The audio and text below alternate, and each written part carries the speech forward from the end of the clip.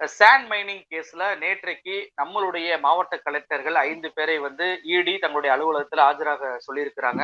இந்த வழக்கை பொறுத்த வரைக்கும் உச்சநீதிமன்றம் வரைக்கும் இந்த கேஸ் போச்சு. ஆனா வந்து உச்சநீதிமன்றம் ஆஜராக வேண்டும் என்ற ஒரு உத்தரவை கொடுத்துட்டாங்க. அதன் அடிப்படையில நேற்றைக்கு ஆஜரானாங்க. ஆனா ஆஜரானக்கூடிய நம்ம கலெக்டர்களை அனைவரையுமே வந்து இந்த அலுவலகம் போ, அந்த அலுவலகம் போ அப்படின்னு சொல்லிட்டு இடி ஏதோ ஒரு கீழ்மட்ட ஒரு லெவல் உள்ள ஆட்களை அலைக்கழிப்பதை போல அலைக்கழிச்சிருக்கிறாங்க. நயினார் நாகேந்திரன் அவர்கள் 4 கோடி ரூபாய் தேர்தல் நேரத்தில் பிடிபட்டு அவர் மீது எந்த வழக்கையும் போடாத இந்த இடி நம்மளுடைய கலெக்டர்கள் மீது இப்படியான விசாரணைகளை செய்வதும் அவர்களை அலைக்கழிப்பதையும் நீங்க எப்படி பாக்குறீங்க? மணல் குவாரிகள் வந்து சட்டவிரோதமாக மணல் அள்ளப்பட்டது தொடர்பான வழக்கை வந்து அமலாக்கத்துறை எப்படி எடுக்குது அப்படின்னு பாத்தீங்கன்னா, கடந்த ஆண்டு செப்டம்பர் 12ஆம் தேதி வந்து மணல் குவாரிகள் அதிபர்களுடைய சம்பந்தப்பட்ட இடங்கள் எல்லாம் அமலாக்கத்துறையினுடைய சோதனை நடக்கிறது. கிட்டத்தட்ட ஒரு 34 இடங்களில் அவர்கள் சோதனை நடத்துகிறார்கள் தமிழ்நாடு முழுவதும். அது குறிப்பாக பாத்தீங்கன்னா, இந்த இப்போது அழைக்கப்பட்டிருக்கக்கூடிய அந்த 5 மாவட்ட ஆட்சியர்கள் பொறுப்பு வகிக்கிற அந்த மாவட்டங்கள், அதாவது வேலூர், தஞ்சை, அரியலூர், திருச்சி, கரூர் அப்படிங்கிற 5 மாவட்டங்களில் 34 இடங்கள்ல அந்த ரெய்டு நடக்குது. அது தொடர்புடைய மணல் குவாரி அதிபர்கள் யார் அப்படின்னு பாத்தீங்கன்னா, அவர்கள் வந்து இந்த மணல் குவாரி தொழிலில் நீண்ட காலமாக ஈடுபட்டு கொண்டிருக்கக்கூடிய ஒரு மூவர் தொடர்பான இடங்கள் தான் அந்த 34 இடங்கள். யார் அப்படின்னா கரிகாலன், அதே போன்று ரத்தினம், இன்னொருவர் ராமச்சந்திரன். இவங்க 3 பேருமே அந்த மணல் குவாரி இதுல வந்து மிகப்பெரிய ஒரு ஜெயன்ஸ் அப்படின்னு சொல்லலாம். அந்த மாதிரியான ஆட்கள். அப்போ அவர்கள் தொடர்பான இடங்களில் ரெய்டு நடக்குது. ஆவணங்கள் கைப்பற்றப்பட்டது, கொஞ்சம் பணமும் நகையும் எல்லாம் கைப்பற்றப்பட்டது. ஆனா இப்ப அது தொடர்பான விசாரணைங்கிறது எப்படி இருக்கும்னு அந்த சம்பந்தப்பட்டவர்களை குறிவைத்திருக்க வேண்டும். குறிப்பா நீங்க ஒருவரை வந்து அமலாக்கத்துறை சோதனை நடத்துது, அவருடைய இடங்களில் வந்து நீங்க பணமோ நகைகளோ ஆவணங்களோ கைப்பற்றுகிறீர்கள் என்று சொன்னால் அந்த விசாரணை வளையத்திற்கு அவர்கள் விசாரிக்கப்பட வேண்டும்.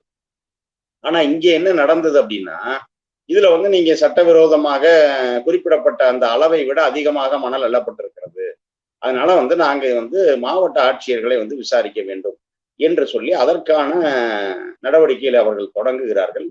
அவர்கள் வந்து முதல் கட்டமாக அமலாக்கத்துறை விசாரணைக்கு இந்த 5 மாவட்ட ஆட்சியர்கள் வர வேண்டும் என்று சொல்லி அழைப்பாணை அனுப்பப்படுகிறது. அந்த அழைப்பாணையை எதிர்த்து வந்து அரசு வந்து சென்னை உயர்நீதிமன்றத்தில் வழக்கு தாக்கல் செய்கிறது. அப்படி வழக்கு தாக்கல் செய்யப்படும் பொழுது மாவட்ட ஆட்சியர்களுக்கு இப்படி அழைப்பாணை அனுப்புவதற்கு அமலாக்கத்துறைக்கு அதிகாரம் இல்லை என்று சொல்லி அந்த அழைப்பாணைகள் அனைத்துமே வந்து ரத்து செய்யப்பட்டது. அப்படி இருக்கக்கூடிய ஒரு நிலையில் வந்து மீண்டும் அமலாக்கத்துறை வந்து இதை உச்சநீதிமன்றத்திற்கு எடுத்து சென்று உச்சநீதிமன்றத்திலே அவர்கள் வந்து அங்கே அவர்களுக்கு சாதகமான நீதிபதிகளை வைத்துக் கொண்டு, இப்போ குறிப்பாக வந்து பீலா திரிவேதி போன்றவர்களை எல்லாம் வைத்து அவர்கள் வந்து மீண்டும் வந்து விசாரணைக்கு வந்து ஆஜராகணும். அந்த 5 மாவட்ட ஆட்சியர்களும் அவங்க வந்து கொடுக்கப்பட்ட அழைப்பாணை வந்து சட்டப்படி சரியானதுதான் அப்படின்னு தீர்ப்பு கொடுக்கப்பட்டது. அதன்படி நேற்றைய தினம் வந்து ஏப்ரல் 25ஆம் தேதி வந்து 5 மாவட்ட ஆட்சியர்களும் வந்து அமலாக்கத்துறையினுடைய நுங்கம்பாக்கம் மண்டல அலுவலகமான நுங்கம்பாக்கம் அலுவலகத்திற்கு விசாரணைக்கு அழைக்கப்பட்டார்கள். இதிலும் வந்து ஏதோ ஒரு சராசரி ஆட்களை இல்ல ஒரு குறைந்த லெவல்ல இருக்கக்கூடிய ஒரு அதிகாரிகளை நடத்துவதை போல வந்து அவர்கள் அலைக்கழிக்கப்பட்டார். அதாவது மண்டல அலுவலகத்தில் விசாரணை அங்கு ஆஜராகணும்னு தான் அவங்களுக்கு அனுப்பப்பட்ட அழைப்பாணையிலே குறிக்கப்பட்டிருந்தது. ஆனால் அவர்கள் அங்கு சென்ற பிறகு வந்து அங்கிருந்து அவர்களை வந்து ஒரு கிளை அலுவலகத்துக்கு அழைத்து செல்லுகிறோம் அப்படின்னு சொல்லி அங்கு அழைத்து கொண்டு போய் அங்கே விசாரணை நடத்தணும். அப்போ இதுல வந்து நம்ம மெயினா தெரிஞ்சுக்கிறது என்ன அப்படின்னா, இவர்களை வந்து விசாரித்துத்தான் இந்த தகவலையும் தெரிந்து கொள்ள வேண்டும் என்கிற அவசியம் இல்லை. ஏன்னா அரசு வந்து எல்லாமே ஆணை தான், டிரான்ஸ்பரண்டா வந்து அரசாணை மூலமாகத்தான் நீங்க வந்து இப்போ ஒரு குறிப்பிட்ட மணல் குவாரி அதிபருக்கு அவர் எவ்வளவு மணல் எடுத்துக்கலாம் அப்படிங்கிறதுக்கான அந்த அளவோ அனுமதியோ வந்து ஆணைகள் மூலமாக அரசாணைகள் மூலமாகவே வழங்கப்பட்டிருக்கும். அந்த ஆவணங்களை பார்த்தால் போதும். ஆனால் இவர்களை அழைத்து விசாரிப்பது என்பது வந்து இவர்களுக்கு வந்து ஒரு மென்டலா ஒரு டார்ச்சர் கிரியேட் பண்ணணும் ஒண்ணு. இன்னொன்று வந்து இந்த அதிகாரிகள் நீங்கள் மாநில அரசினுடைய பேச்சை கேட்கக்கூடாது, நீங்க வந்து ஒன்றிய அரசு சொன்னதை கேட்டா மட்டும்தான் நீங்க வந்து நிம்மதியாக பணியாற்ற முடியும் என்பதை போன்ற ஒரு அழுத்தத்தை அவர்கள் மாவட்ட ஆட்சியர்களுக்கு தர நினைக்கிறார்கள் அப்படிங்கிறது தான் நேற்றைய தினம் அவர்கள் நடத்தப்பட்ட விதம் அதைத்தான் காட்டுகிறது. வேலூர் மாவட்ட ஆட்சியர் சுப்புலட்சுமி, தஞ்சை மாவட்ட ஆட்சியர் தீபக் ஜேக்கப், அரியலூர் மாவட்ட ஆட்சியர் ஆனி மேரி ஸ்வர்ணா, திருச்சி மாவட்ட ஆட்சியர் பிரதீப் குமார், கரூர் மாவட்ட ஆட்சியர் தங்கவேல் போன்ற இந்த ஐவரும் வந்து நேற்றைய தினம் அவர் அமலாக்கத்துறை அதிகாரிகளால் வந்து அந்த அளவுக்கு தான் நடத்தப்பட்டிருக்கிறார். அப்போ தொடர்ச்சியாக அவர்கள் இது மாதிரியான அழுத்தங்களை எதிர்கொள்ளும் பொழுது என்ன ஆகும்னா, மாநில அரசை வந்து ஒரு முறையாக இங்கே ஆட்சி நடத்த முடியாத அளவுக்கான சிக்கல்களை ஏற்படுத்தும். குறிப்பாக ஆளுநரை வைத்துக் கொண்டு நிர்வாக ரீதியாக சில குழப்பங்களை ஏற்படுத்தி கொண்டிருக்கிறார். ஒரு பல்கலைக்கழக துணைவேந்தர்களை அழைத்து அவர் தன்னிச்சையா சில உத்தரவுகளை பிறப்பிக்கிறார். அப்ப இது ஆட்சி நடைமுறையில வந்து நிறைய சிக்கலை உண்டாக்குகிறது. இப்ப அதே போன்று வந்து இன்றைக்கு ஒரு மாநில ஆட்சியினுடைய ஒவ்வொரு மாவட்டத்திலும் அதன் பொறுப்பு அதிகாரியாக நிர்வாகி அதிகாரியாக இருக்கக்கூடிய மாவட்ட ஆட்சியர்களை இப்படி நீங்கள் விசாரணைக்கு அழைப்பதன் மூலமாக அவர்களை வந்து இந்த அரசுக்கு எதிராக செயல்பட தூண்டுவதாகத்தான் இது அமைகிறது. அதே போல இந்த விவகாரங்கள் நீங்க தப்பிக்கணும்னா நீங்க வந்து அரசை காட்டி கொடுங்க, இல்ல இந்த மாதிரி சொல்லுங்க என்றெல்லாம் சொல்லி இதன் மூலமாக அரசை குற்றம் சாட்டுவதற்கு வந்து ஒரு வாய்ப்பாக இருக்கும். அப்படிங்கிறது தான் அவங்க மாவட்ட ஆட்சியர்களை வந்து அழைத்து இது மாதிரியான நடவடிக்கைகளில் வந்து அவர்கள் ஈடுபட்டிருக்கிறார். உள்ளபடியே இதுல வந்து யார் வந்து விசாரணைக்கு உட்படுத்தப்பட வேண்டும், யார் வந்து குற்றவாளின்னா, அப்போ அந்த மணல் குவாரி அதிபர்கள் தான் குற்றவாளி. ஆனால் அவர்களோடு பாஜக வந்து நெருக்கம் காட்டுகிறது. எப்படி ஒரு உதாரணத்துக்கு வந்து நீங்க தேர்தல் பத்திரங்கள் மூலமாக அந்த நிதி அளித்த நிறுவனங்களுக்கு வந்து கான்ட்ராக்ட் கொடுக்கறது, அவங்களுக்கு திட்ட ஒப்புதல்லாம் கொடுக்கறது என்ற வகையில் சாதகமாக நடந்து கொண்டார்களோ, இங்கே ரெய்டை நடத்திட்டு, ஆனா இதே கரிகாலன், இந்த மணல் குவாரி அதிபர் கரிகாலன் கோயம்புத்தூர்ல அண்ணாமலைக்கு வேலை பார்க்கிறார் முன்னணியாக நின்று. கரிகாலனுடைய சகோதரர் கருப்பையா தான் திருச்சியிலே அதிமுகவினுடைய வேட்பாளர். அப்ப நாம் பல முறை சொல்லிக் கொண்டிருக்கிறோம், முதல்வர் அவர்கள் கள்ள கூட்டணின்னு சொல்லிக்கிட்டு இருக்கிறது எல்லாம் உண்மை என்பதை நீங்கள் இது போன்ற விவகாரத்திலே தான் உணர்ந்து கொள்ள முடியும். கரிகாலன் பாஜகவுக்கு வேலை பார்க்கிறார், கரிகாலனுடைய தம்பி அதிமுக வேட்பாளராகவே நிற்கிறார் என்று சொன்னால், அப்ப இவர்கள் வந்து ஒரு பெயருக்காகத்தான் இப்படி இரண்டு அணிகளாக நின்று கொண்டிருக்கிறார்கள் அப்படிங்கிறத வந்து நாம புரிந்து கொள்ள முடிகிறது. மற்றபடி வந்து அவர்கள் உண்மையிலேயே இது இந்த மணல் குவாரி விஷயத்துல ஒரு நடவடிக்கை எடுக்க வேண்டும் என்று நினைத்தால் அவர்கள் அந்த மணல் குவாரி அதிபர்கள் மீதுதான் அவர்களை அழைத்து விசாரிக்கணும். அவர்கள் தொடர்புடைய இடங்களில் வேண்டுமானால் மறு விசாரணை நடத்தினாங்க. நான் செந்தில் பாலாஜி அவர்களுடைய தொடர்புடைய இடங்களில் பல முறை மீண்டும் மீண்டும் போய் சோதனை நடத்தினார். ஆனால் அப்படியெல்லாம் நீங்கள் இதெல்லாம் இந்த மணல் குவாரி விஷயத்துல பண்ண மாதிரி தெரியும். அப்ப இது என்னன்னா, இதை வைத்துக்கொண்டு அரசுக்கு எப்படி அவப்பெயரை ஏற்படுத்துவது அப்படிங்கிறது தான் அவர்களுக்கு தேவையை தவிர, உண்மையிலேயே அந்த மணல் குவாரி அதிபர்கள் மீது நடவடிக்கை எடுக்க வேண்டும் என்கிற அக்கறை இருப்பதை போல் தெரியவில்லை. அதை வைத்துக் கொண்டு அவர்களை தன்வயப்படுத்தும் வேலையைத்தான் பாஜக செய்தோம். இடி விசாரணையிலிருந்து தப்பிப்பதற்காக அண்ணாமலைக்கு இவர்கள் வேலை பார்த்திருக்கிறார்கள். அதனால்தான் இவர்களை காப்பாற்றி விட்டு மாவட்ட கலெக்டர்களுக்கு சம்மன் அனுப்பி அரசை இந்த பிரச்சனையை மணல் குவாரி அதிபர்களிடம் வந்து அரசுக்கு எதிராக மாற்ற வேண்டிய வேலையை ஈடு செய்கிறது அப்படின்றத உங்களுடைய பேச்சு மூலமா தெரிஞ்சுக்கிற முடியுது.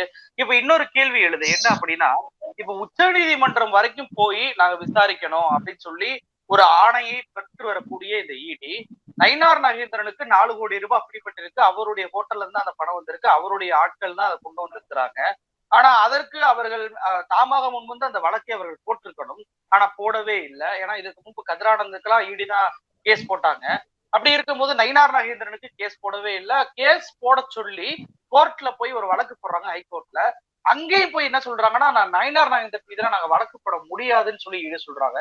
இது எப்படி பாக்குறீங்க? முரண்பாடா இல்லையா? இல்ல, இது கண்டிப்பாக உண்மைதான். அவர்களை பொறுத்தளவு வேண்டியவர்களுக்கு ஒன்று, வேண்டாதவர்களுக்கு ஒன்றுங்கிறது தான் அவர்களுடைய செயல்பாடு. அப்ப அவர்களிடம் வந்து நாம் இந்த மாதிரி ஒரு குறைந்தபட்ச நியாயத்தை எதிர்பார்க்க முடியாது. ஏப்ரல் 7ஆம் தேதி காலையில பாத்தீங்கன்னா ஒரு 3.99 கோடி, அதாவது 4 கோடி ரூபாய் வந்து நயினார் தொடர்புடைய 3 நபர்களிடமிருந்து பிடிபடுகிறது. அதாவது அவருடைய ஹோட்டலில் மேலாளராக இருக்கக்கூடியவர் வந்து பிடிபடுறாரு. அதுல பணம் பிடிபட்டது மட்டும் பிரச்சனை இல்லை. ஏன்னா நீங்க வந்து தேர்தல் காலங்களில் வந்து இன்றைக்கு நயினாரே பேட்டியில சொல்றாரு, 200 கோடி பிடிபட்டிருக்கு, நீங்க அதெல்லாம் விட்டுட்டு ஏன் 4 கோடி பத்தி மட்டும் ஏன் எல்லாரும் பேசுறீங்கன்னு கேட்கிறாரு அவர். அது நியாயமான கேள்விதான். ஆனால் அந்த 200 கோடி பிடிபட்டது என்று சொன்னால் எந்த இடத்திலும் நாங்கள் எதற்காக எடுத்து சென்றோம்ங்கிற ஒப்புதல் வாக்குமூலம் இல்லை. இப்ப இங்க வந்து நாங்கள் நயினார் அவர்களுக்கு வாக்குக்கு பணம் கொடுப்பதற்காகத்தான் இந்த பணத்தை வைத்திருந்தோம் அப்படின்னு வந்து அவங்க ஒப்புதல் வாக்குமூலம் கொடுத்திருக்கிறார். ஆக இப்படி இருக்கக்கூடிய நிலையில வந்து இவர் வந்து 2ஆம் முறையாக விசாரணைக்கு அழைக்கப்பட்டிருக்கிறார். மே 2ஆம் தேதி முதல்ல ஒரு தேதி கூப்பிட்டாங்க, வர முடியலன்னு சொன்னாரு. மீண்டும் வந்து மே 2ஆம் தேதி வந்து அவர் தாம்பரம் காவல் நிலையத்தில் வந்து நேரில் ஆஜராகி விளக்கம் கொடுக்க வேண்டும் என்று அழைப்பாணை அனுப்பப்பட்டிருக்கிறது. நான் மே 2ஆம் தேதி ஆஜராவேன் அப்படின்னு சொல்லியிருக்காரு. இப்போ பட் மே 2ஆம் தேதி வரும்போதுதான் தெரியும் அவர் உண்மையிலேயே வருவாரா இல்ல மீண்டும் ஒரு காரணம் சொல்ல போகிறாரா என்று. ஆனால் அரசு வந்து அமலாக்கத்துறை வந்து அதை கண்டுகொள்ளவில்லை. இப்ப அமலாக்கத்துறை என்னன்னா, சட்டவிரோத பண பரிமாற்றம் எந்த இடத்திலே நடந்திருக்கிறதோ அந்த இடத்தில் அது குறித்து விசாரிப்பதுதான் அமலாக்கத்துறையினுடைய வேலை. ஆனா எங்க வந்து உங்களுக்கு சந்தேகமே இல்லாத இடத்துல எல்லாம் நீங்க உள்ள வர்றீங்க. ஆனால் இன்றைக்கு வந்து ஒரு பணம் வந்து அப்ரப்டா வெளிப்படையாக பிடிக்கப்பட்டிருக்கிறது. 4 கோடி ரூபாய் அப்படிங்கிறது ஒரு சாதாரண தொகை அல்ல. ஆனால் அந்த வழக்கை வந்து நாங்க எடுத்துக்கிட்டு விசாரிக்க முடியாது அப்படின்னு சொல்லுது. ஆனால் இங்கே பல வழக்குகளில் தாமாக முன் வந்து இணைகிறது. இப்போ ஒரு வருமானத்துக்கு அதிகமான சொத்து குவிப்பு வழக்கு இருக்கக்கூடிய அனிதா ராதாகிருஷ்ணன் அவர்கள் மேல அந்த வழக்குல இடி வந்து தானா முன் வந்து உள்ள வருது. ஆனால் இங்கே வந்து நீங்க முறைகேடு நடந்திருக்கிறது, பணம் வந்து கையில இருக்கு, கேஷாவே பிடிபட்டிருக்கு. இன்றைக்கு டெல்லி மதுபான கொள்கை வழக்குல கூட நீங்க பணமா எதுவும் பிடிபடல. அதைத்தான் ஓப்பனா அரவிந்த் கெஜ்ரிவால் கோர்ட்லயே சொன்னார். இன்னைக்கு பணமா வந்து எங்கேயுமே பிடிபடல. ஆனா அதை வந்து நீங்க கையில எடுத்துக்கிட்டு இந்த வழக்கை வந்து இவ்வளவு நாள் விசாரிக்கிறீங்க அப்படின்னு சொல்றாரு. ஆனா இங்க வந்து ஹாட் கேஷா 4 கோடி ரூபாய் பிடிபட்டிருக்கு. ஆனால் அதற்கு வந்து நடவடிக்கை எடுக்க இடி மறுக்கிறது. அப்போ இதற்கு என்ன காரணம்? அவர் பாஜக வேட்பாளர் அப்படிங்கிறதுனாலதானா? ஆனா அதே இது வந்து ஒரு சுயேட்சை வேட்பாளர், நீங்க சொன்ன அந்த உயர்நீதிமன்றத்தில் சுயேட்சை வேட்பாளர் நயினாரை எதிர்த்து போட்டியிட்டு சுயேட்சை வேட்பாளர் CM ராகவன்றவர் ஒரு வழக்கு தொடர்றார். இடி வந்து இதை எடுத்து விசாரிக்கணும் அப்படின்னு சொல்லி ஒரு வழக்கு தொடர்றார். அந்த வழக்கு வந்து நீதியரசர்கள் MS ரமேஷ், சுந்தர் மோகன் முன்பாக விசாரணைக்கு வருகிறது. அங்கே வந்து அமலாக்கத்துறை என்ன சொல்லுதுன்னா, நாங்கள் இதை வந்து விசாரிக்க வேண்டிய அவசியம் இல்லை அப்படின்னு சொல்லுது. அப்போ அவர்கள் அமலாக்கத்துறையினுடைய வாதத்தை ஏற்றுக்கொண்டு அந்த வழக்கு வந்து தள்ளுபடி செய்யப்படுது. ஆக இதெல்லாம் எதை காட்டுகிறது என்று சொன்னால், அப்ப அவர்களுக்கு வேண்டியவர்களுக்கு என்றால் அவர்கள் தவறே செய்தாலும் நாங்கள் காப்பாற்றுவோம் அப்படிங்கிற ஒரு நிலையைத்தான் வந்து அமலாக்கத்துறை எடுத்திருக்கிறது.